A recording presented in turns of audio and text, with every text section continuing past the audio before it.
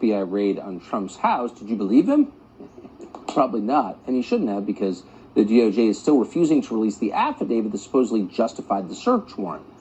But why exactly? Why would they be hiding that?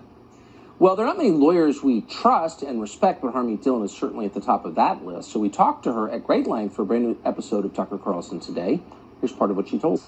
Those underlying affidavits unveiled, we would find something very disturbing. I am just guessing again, but my guess is based on the years of the Russia hoax and all the other hoaxes out of this DOJ and FBI.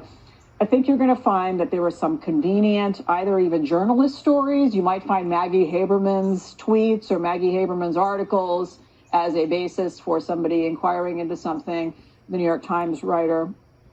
You might find some quote unquote confidential source inside the Mar-a-Lago giving some information. Oh, I heard that President Trump was flushing documents down the toilet.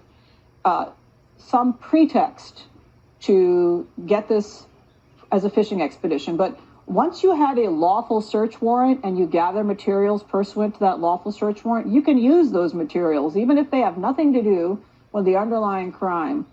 You can use them for something else. So if the goal was actually to go in there and find some communications, some attorney-client privilege communications of the former president with his lawyers, or executive privilege communications with his advisors, those documents could be used for the January 6th prosecutions or what have you. And again, if the goal is to sort of keep your opponents out of competing fairly for the White House, they could be used for that purpose. That's not a proper purpose of United States search warrants. And what are you left with when the recent president of the United States is on the receiving end of this, and many people in the political chattering classes in D.C. are cheering that spectacle without thinking ahead what will happen the next time there's a change in power of our government, if ever?